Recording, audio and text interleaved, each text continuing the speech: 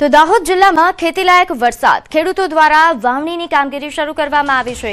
આદ્રા નક્ષત્રમાં ખેડૂતો દ્વારા ખેતીની શરૂઆત થઈ। અહીં વરસાદ વરસતા ખેડૂતો ખેતી કામમાં જોડાયા છે। નોંધે છે કે બિયારણ, ખાતર તેમજ ખેત ઓજારો મોંઘા થયા છે, જેના કારણે હાલ ખેતી મોંઘી હોવાના કારણે ખેડૂતો મુશ્કેલીમાં મુકાયા છે। એક તરફ ચોમાસું લંબાયું છે અને બીજી તરફ હાલ સાધનો પણ મોંઘા થઈ રહ્યા છે।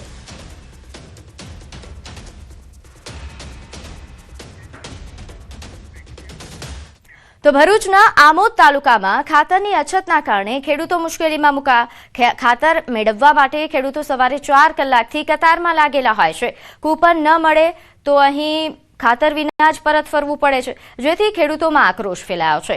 આમોદ તાલુકા ખરીદ વેચાણ સંઘને માત્ર 300 ગુણ ખાતરની ફાળવણી કરવામાં આવતા ફક્ત 60 ખેડૂતોને કૂપન મળી શક્યા હતા। વાવણીની સિઝન હોવાથી ખેડૂતોને ખાતરની તાત્કાલિક જરૂરિયાત હોય છે, પણ જથ્થો ખૂટી જતા ખેતી કામ ખોરવાયું છે। બીજી તરફ સંઘના મેનેજરે જણાવ્યું કે કાળા બજાર અને સંગ્રહખોરી રોકવા માટે સરકારના નિયમ મુજબ મર્યાદિત વિતરણ કરવામાં આવી રહ્યું છે। અમે બધા 5 વાગે કોઈ 4 વાગે ઉઠીને અમે બધા અહીંયા લાઈનમાં ઊભા છે।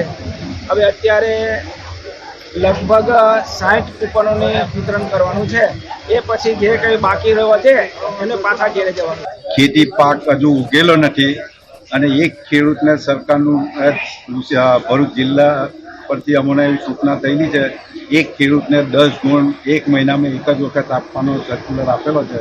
તો અમે ખેડૂત આવે છે, ખેડૂતના આઠાની નકલના આધાર કાર્ડની નકલ લઈ અને ખેડૂતની સંખ્યાના પ્રમાણમાં વિતરણ કરીએ છીએ। તો કેન્દ્રીય ગૃહમંત્રી અમિત શાહ ગુજરાત આવશે। આજે સાંજે તેઓ ગુજરાત આવવાના છે। 21 જૂનના રોજ યોગ દિવસના કાર્યક્રમમાં તેઓ હાજરી આપશે। નોંધનીય છે કે કેન્દ્રીય ગૃહમંત્રી અમિત શાહ ફરી વતન પ્રવાસે 21 જૂન કે જે યોગ દિવસ ના દિવસે દેશભરમાં કાર્યક્રમ હશે, પરંતુ કેન્દ્રીય ગૃહમંત્રી અમિત શાહ એ આ વખતે વતનમાં આ કાર્યક્રમમાં હાજરી આપવાના છે।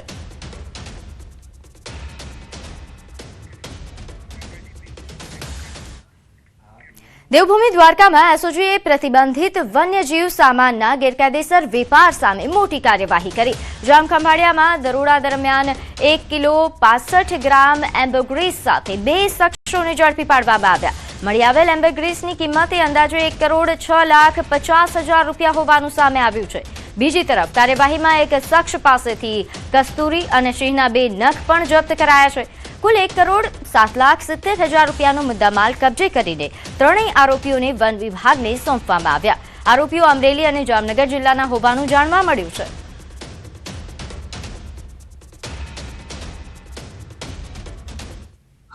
બંને રેડો દરમિયાન મળી આવેલ ઇસમો પાસેથી અલગ અલગ મુદ્દામાલ જે પ્રતિબંધિત હોય કબજે કરવામાં આવેલ હતો અને કબજે કરેલ કુલ મુદ્દામાલની કિંમત 1,07,70,000 રૂપિયા જેટલી થતી હોય, જે તમામ મુદ્દામાલ તથા આરોપીઓ કબજે કરી આગળની કાયદેસરની કાર્યવાહી સભા થયું। તો દિલ્હીની આગની ઘટનાના પગલે હવે અમદાવાદ ફાયર વિભાગ એક્શનમાં આવ્યું છે અને એસજી હાઈવે પર આવેલા 9 એકમોને નોટિસ ફટકારી છે। મોલ, મલ્ટીપ્લેક્સ, હોટલ અને હોસ્પિટલમાં ફાયર વિભાગની ટીમ દ્વારા સરપ્રાઇઝ ચેકિંગ કરાયું હતું, જેમાં કોર્પોરેટ ઓફિસમાં આવેલી hotel, restaurants, event, banquets, EV car showroom અને 2 બેઝમેન્ટ ફાયર રિસ્ક સ્ટોરેજને નોટિસ અપાઈ છે। ફાયર સેફટીના નિયમોના ભંગ બદલ એડવાઇઝરી નોટિસ જારી કરવામાં આવી છે। મોલ, મલ્ટીપ્લેક્સ, હોટલ અને હોસ્પિટલોમાં ઇમરજન્સી એક્ઝિટમાં ડિજિટલ લોક ન લગાવવા માટે ખાસ સૂચના અપાઈ છે। આગ જેવી આપત્તિ સમયે લોકો સરળતાથી બહાર નીકળી શકે તે માટે 24 કલાક ઇમરજન્સી એક્ઝિટ ખુલ્લું રાખવાનો આદેશ અપાયો છે। રેસ્ટોરન્ટ કિચન બિલ્ડિંગની અંદર એમાં લોકો ઇમરજન્સી ઇવેક્યુએશન એક્ઝિટમાં લોકો બહાર ના નીકળી શક્યા અને લોકોએ જમ્પ કરીને ફાયર સ્મોકમાં જમ્પ કરીને બહારથી ઘણા લોકોનું મૃત્યુ પામેલ છે।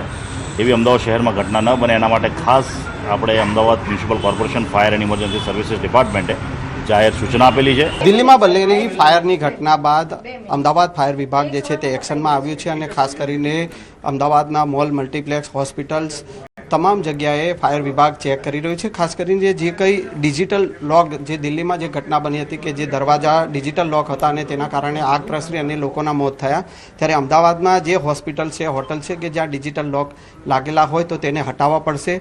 અમદાવાદ ફાયર વિભાગ જે છે તે અલગ અલગ જગ્યાએ આ રીતે ચેક કરી રહ્યું છે અને અમદાવાદની સ્ટર્લિંગ હોસ્પિટલમાં પણ આજે આ ચેક કરવામાં આવ્યું છે. દિલ્હીની જે આગની ઘટના બની હતી હોટલમાં, એમાં એવું જાણવા મળ્યું હતું કે મેગ્નેટિક ઇલેક્ટ્રિક જે આ દરવાજા છે એના લીધે ઘણા લોકો બહાર નીકળી શક્યા નહોતા. લાઇટ જવાથી એ લોક થઈ ગયા હતા અને એમાંથી નીકળી શક્યા નહોતા.